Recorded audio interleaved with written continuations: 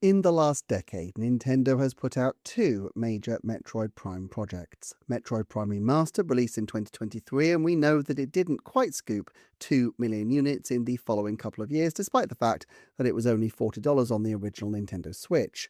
Metroid Beyond came out after a rather torturous development period, and similarly has failed to break big. Now, at the current time, I don't think Nintendo are ready to step away from Metroid, despite these two disappointments.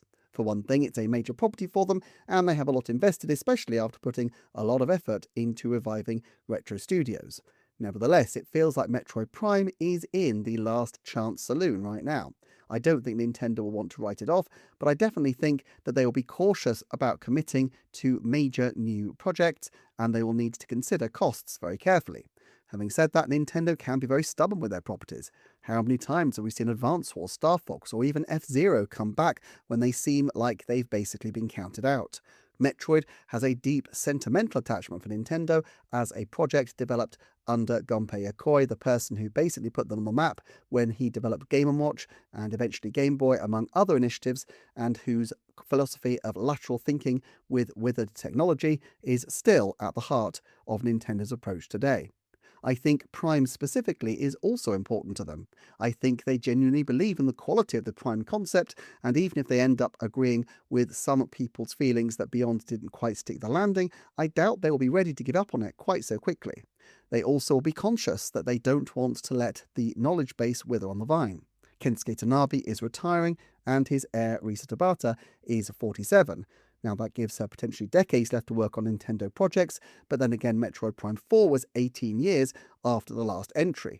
I just can't see them wanting another such gap, especially since this would remove much of the experience base at a very senior level within Japan of developing these games, making rebooting them all the harder. Once that experience goes, I don't think it'll be anywhere as easy as it was with even Donkey Kong to reboot it, and let's face it, I think it was a pretty hard-won thing to boot back up Donkey Kong in the 2010 and 2025 editions as well. The longer Nintendo goes without a Prime game, therefore, the harder it will be to find a development team that can man it, and Retro Studios is right there after all. However, here we come down to some maths, or at least some very rough back-of-an-envelope calculations that can substitute for having hard access to Nintendo's precise accounts. We don't know exactly the budget of Retro Studios, but my exceptionally rough estimate was that the studio could be costing around $20 million a year to keep going just on their core staff.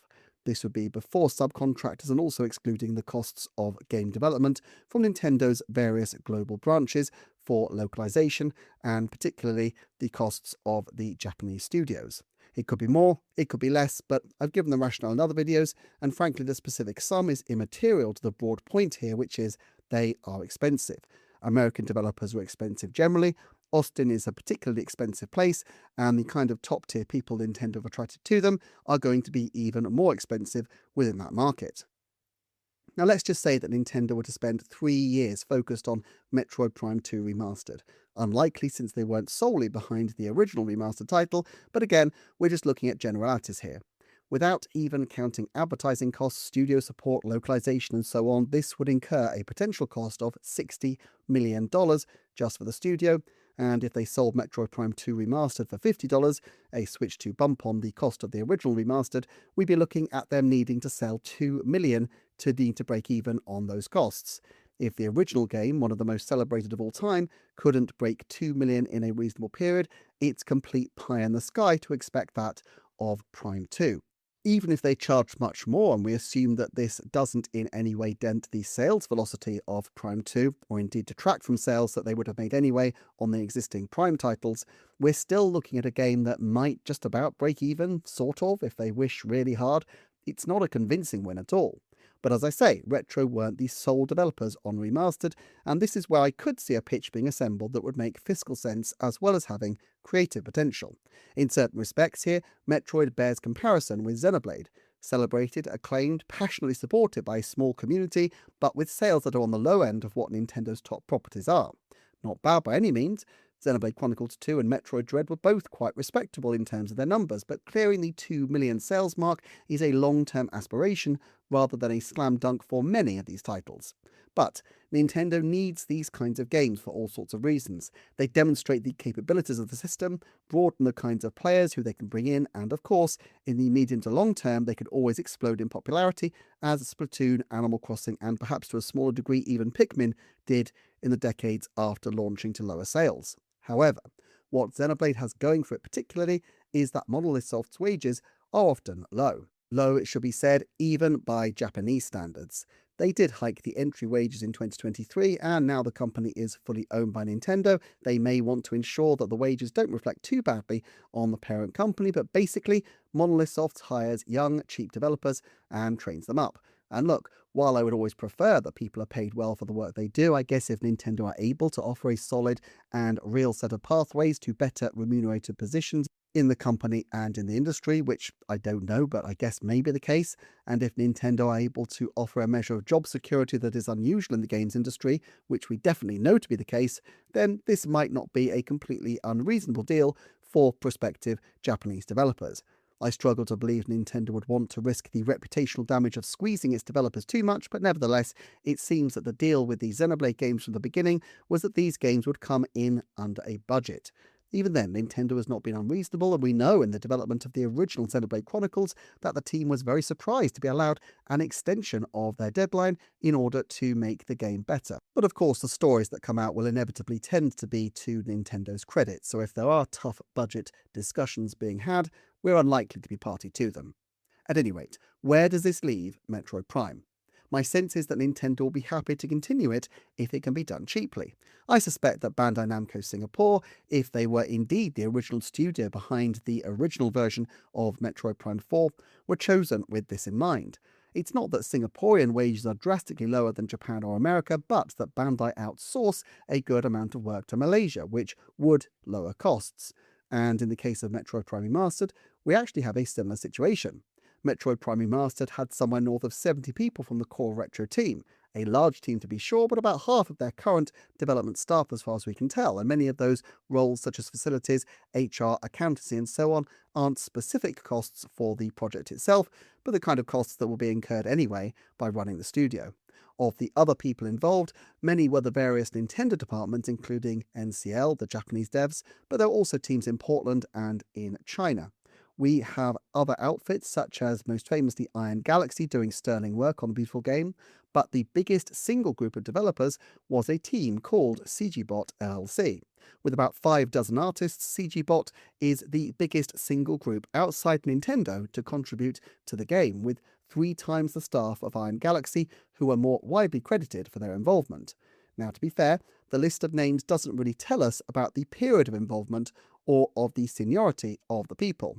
In the credits, the support studios are credited alphabetically, so we can't really judge if any were more important than the other.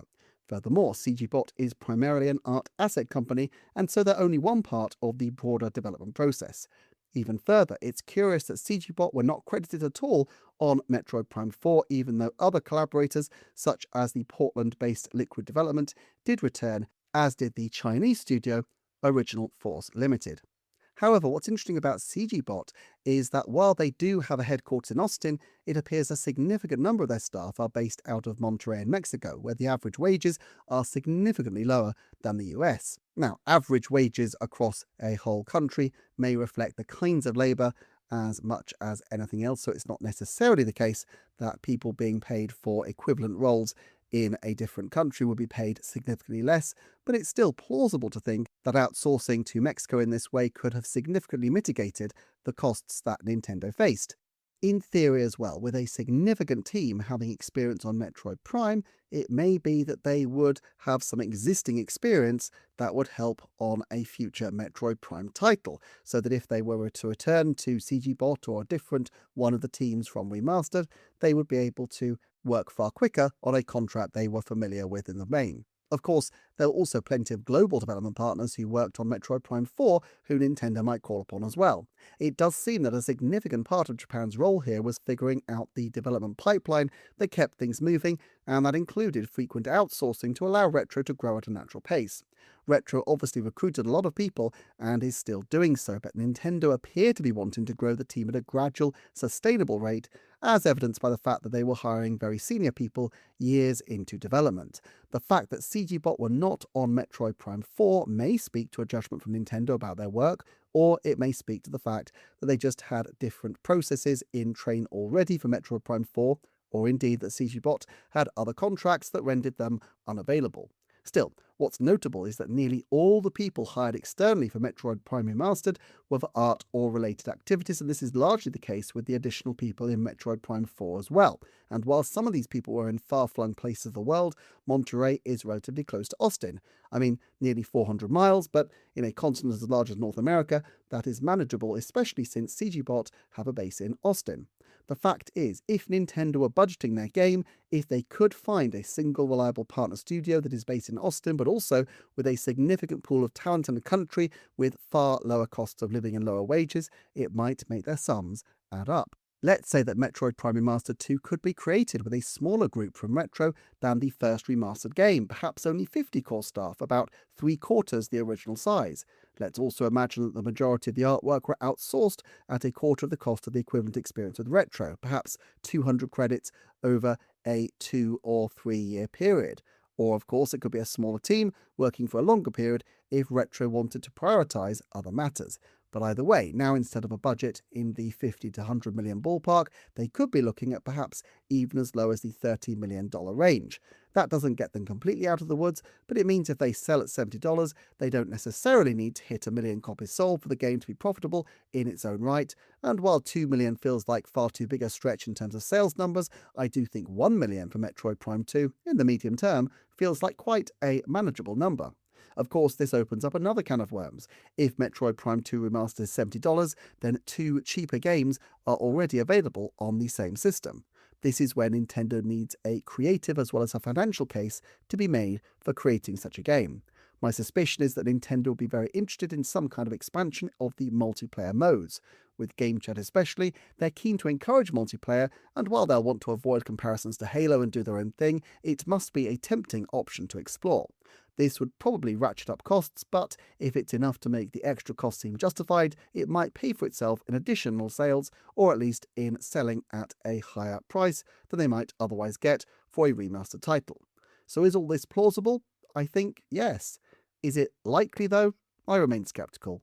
To be clear, I don't think Nintendo think of these games as cold profit-loss cases where the game needs to clearly make megabucks to be worth justifying, but I do think they will want the developers of these kinds of titles to cut their cloth according to their means, and they will need a clear sense that a new title has the potential to significantly add to the offer currently on the system.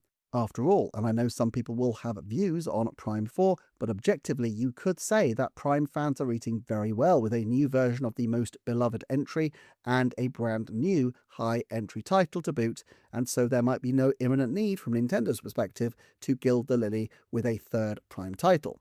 But on the other hand, I do think Nintendo are minded to try.